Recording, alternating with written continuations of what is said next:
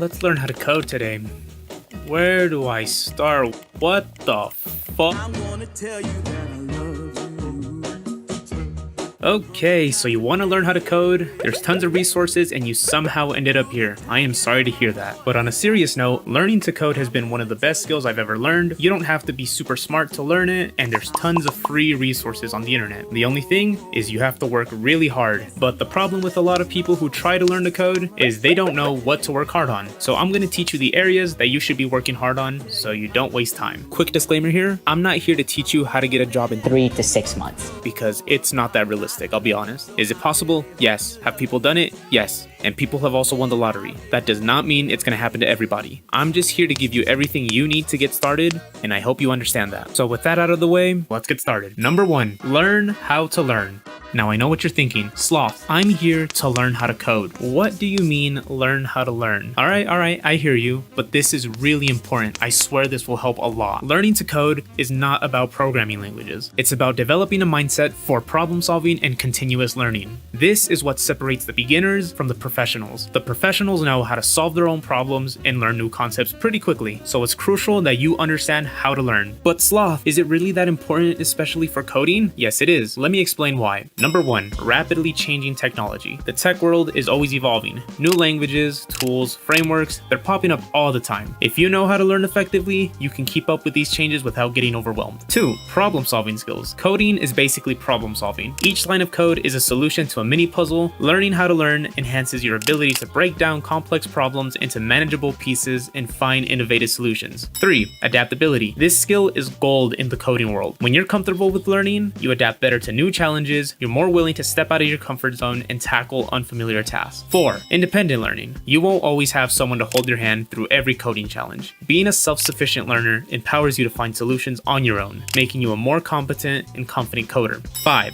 efficient learning. Time is precious, right? You want to learn to code as fast as possible. Well, by learning how to learn, you can tailor your coding education to be more effective, where instead of taking 5 hours learning a concept, you'd only need to spend an hour. Here's some examples to give you an idea. You can use diagrams to plan a simple coding project, then jump in and start building it. And finally, ask people for tips on how to improve it. The key is to discover what works best for you and use it to make your learning as smooth and enjoyable as possible. Remember, there's no one-size-fits-all in learning, especially in something as diverse as coding. While I can't directly help you find your unique learning style, I can definitely guide you with general tips throughout the video to speed up your progress in coding. And now for the big question, where do I start?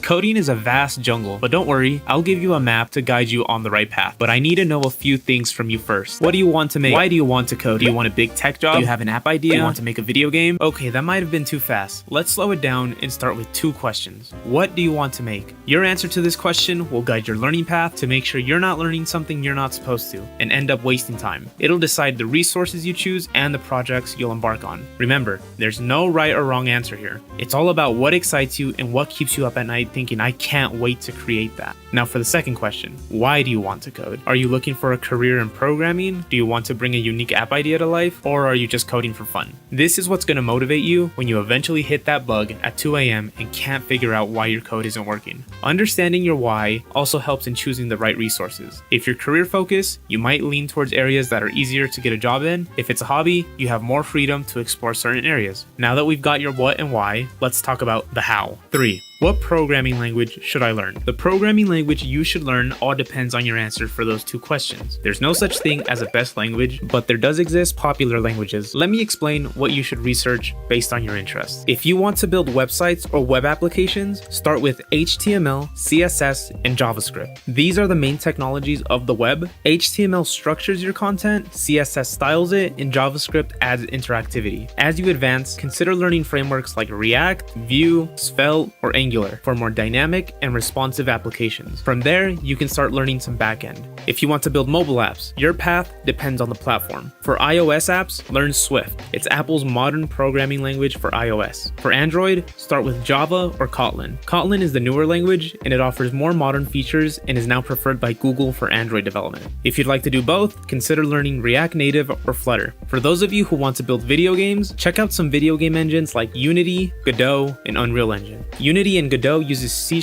and Godot has its own language, while Unreal Engine primarily uses C++. And for those of you who want to take over the world with AI and machine learning, Python is your starting point. This area is not just about coding. Be prepared to learn a lot about math, especially statistics, calculus, and algebra. Python is the most common language in this field for its simplicity and the powerful libraries like TensorFlow, PyTorch, scikit-learn, and a lot of other libraries that support machine learning operations. In each of these paths, your foundation is crucial. Once you grasp the basics, you can delve into more complex projects and refine your skills in your chosen area of interest. There's a lot more areas when it comes to coding, so I strongly suggest you check out this video here if you want a high-level roadmap of every main area of programming to get you started. Now that you have an idea of what programming language to learn, we can move on. 4. How to start learning to code. So far, we've discussed picking the right programming language and understanding your why, but what about the actual learning process, how to code? First off, let's talk about resources. There's a wealth of information out there from online courses, YouTube videos, books, tutorials, and coding communities. There's websites like Code Academy, Free Code Camp, the Odin Project, and Coursera. They offer structured courses that are great for beginners. YouTube definitely has its fair share of tutorials, but also don't overlook the power of books. They often go deeper into concepts than many online resources. However, there's a common pitfall that almost every beginner gets stuck in that you should watch out for. Tutorial hell.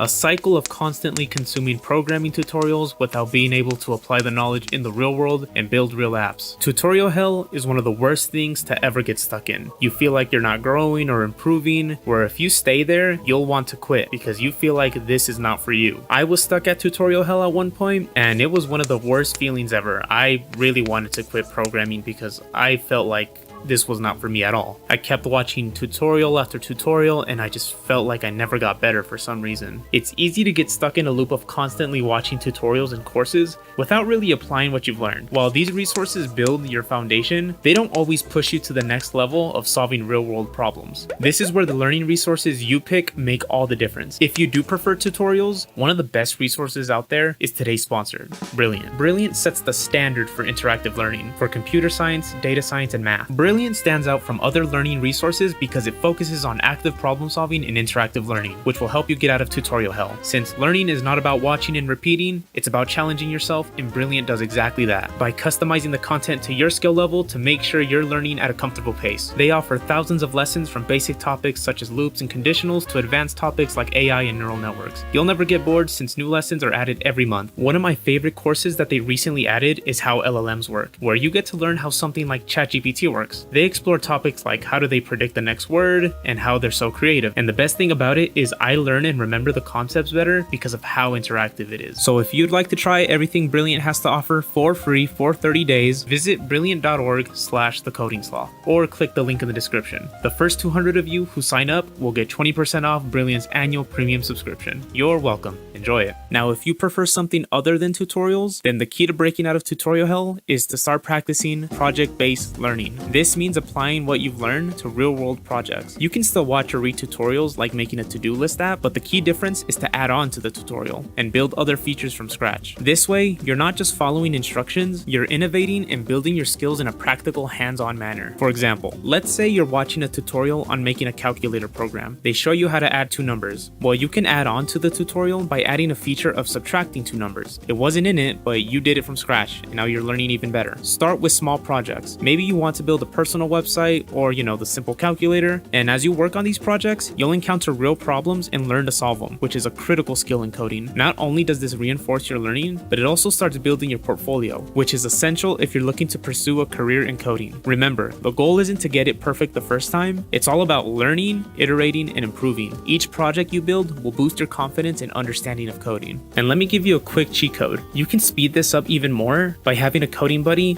or sharing your progress online. Let people see what you're building, let them make fun of it, let them improve it. In the end, you're going to be learning a lot of what not to do and what to do better. I truly believe if I was sharing my progress online sooner, I would be so much better. I would probably be 100 times better than I am today. You can join my Discord if you want to share your work. I'd love to see what you're creating. I just enjoy programming. And that's everything that I have for you. And I hope I gave you enough information to start coding. So have fun, build what you want, and I can't wait to see what you build. So I'll see you in the next video, and have fun.